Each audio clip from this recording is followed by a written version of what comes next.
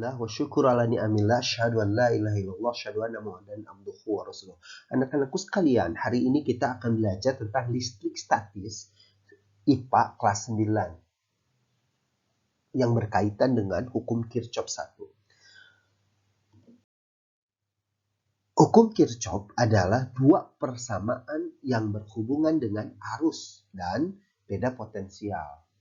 Umumnya dikenal dengan tegangan.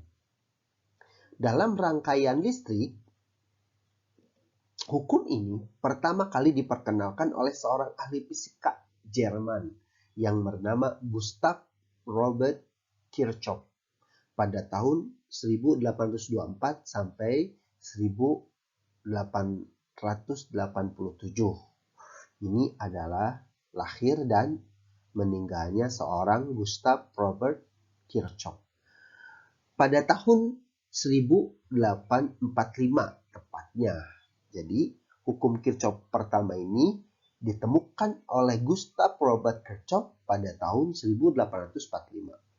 Hukum Kirchhoff 1 merupakan hukum Kirchhoff yang berkaitan dengan arah arus dengan menghadapi titik percabangan. Hukum Kirchhoff 1 ini sering disebut juga hukum arus Kirchhoff atau bahasa kerennya Kirchhoff's Current Law atau KCL. Oke anak-anakku sekalian, hari ini kita akan belajar tentang bunyi hukum Kirchhoff. Bunyi hukum Kirchhoff 1. Berarti kalau hukum Kirchhoff 1 di sana ada hukum Kirchhoff 2 ya. Adalah sebagai berikut. Arus total yang masuk melalui suatu titik percabangan dalam suatu rangkaian listrik sama dengan arus total keluar dari titik percabangan tersebut. Jadi, I masuk sama dengan I keluar. Nah, gitu. I-nya arus listrik yang masuk atau arus listrik yang masuk in dan arus sama dengan arus listrik keluar. Artinya bahwa jika di sini ada 6 ampere, maka keluarnya pun harus 6 ampere. Oke, begitu gampang sekali. Oke ya. Oke, untuk lebih jelas mengenai bunyi hukum Kirchhoff ini, silahkan lihat rumus dan rangkaian sederhana di bawah ini, hukum Kirchhoff 1. Oke, berdasarkan rangkaian di bawah ini dapat dirumuskan. Coba lihat dengan baik anak-anakku sekalian. Oke, ini adalah titik pusat P ini. Berarti kita mesti melihat apa? Tanda panah. Apa? Tanda panah ini. Oke ya. Tanda panah. Oke. Sekarang kita lihat jika I1 atau arus pertama, tanda panahnya menuju titik. Oke. Kemudian I2 juga menuju titik. Maka, kalau tanda panahnya menuju titik, maka dia harus masuk. Oke. Sekali lagi. Tanda panah. Oke. Menuju titik. Nah ini. Menuju titik tanda panah. Menuju titik. Maka dia adalah arus masuk. Oke ya. Selanjutnya, kalau tanda panah dia menjauhi titik, nah ini menjauhi titik nih. Menjauhi titik. Oke, menjauhi titik. Ini yang mana? Yang ini juga menjauhi titik, maka dia adalah arus keluar. Oke, kita akan lihat mana saja yang masuk, arus masuk, dan arus keluar. Oke ya. Kita lihat di sini. Ya, kita lihat di sini.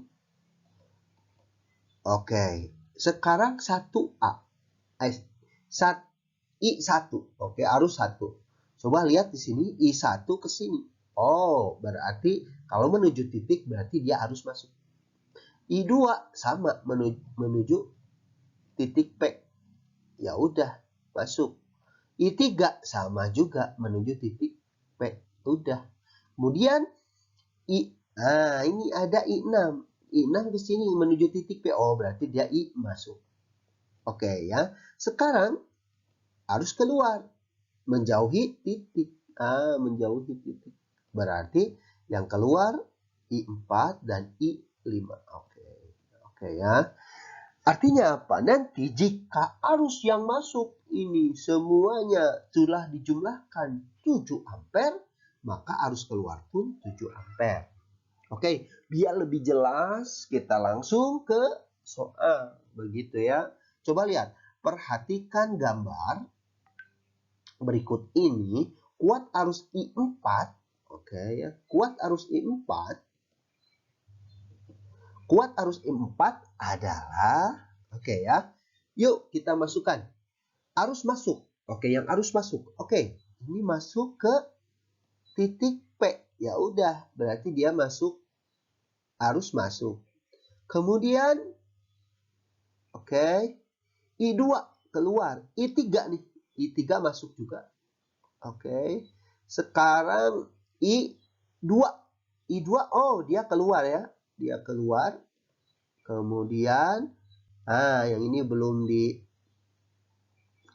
nih. Kita masuk ke sini aja. Gitu. Oke. Oh, berarti 4 adalah I keluar. Ya, ini I keluar. Berarti kita sudah bisa menyimpulkan bahwa I1, oke, I1 masuk titik P, berarti masuk. I3 masuk titik P, berarti masuk. Sedangkan I2 keluar. Oke, keluar. I2 keluar. Dan I4 keluar. Pertanyaannya mudah. Jika I masuknya 7, I1 2. I3 5, berarti 7. I2-nya 4. I4 berapa? Sekali lagi, jika I masuknya 7, maka I keluar juga harus 7 gitu ya. Harus 7, berarti gampang dong. 7 sama dengan 4 plus I4. Berapa I4? Ya 3. Ya. Kalau diginiin silahkan, bagus. Ini dipindah ruaskan, 4-nya asalnya plus jadi min sama dengan 14. Tapi kalau Anda ingin lebih mudah ya langsung saja gitu ya. Bisa kalau I masuknya 7 berarti I keluar juga harus 7. Sekarang I masuk 7, I keluar ada 4. Berapa? Ya tinggal berapa? Yang 4 ditambah berapa pengen jadi 7? Ya 3 dong. Berarti 4 tambah 7, 3. Berarti di kanan atau arus masuk 7, arus keluar pun harus 7. Gitu ya. Jadi 7 sama dengan 7. Oke. Arus masuk dan arus keluar. Oke, bisa dimengerti ya. Itu saja mungkin yang bisa saya sampaikan. Kemudian ada 2 soal yang bisa Anda kerjakan. Silahkan sambil latihan biar lebih paham. Assalamualaikum warahmatullahi wabarakatuh.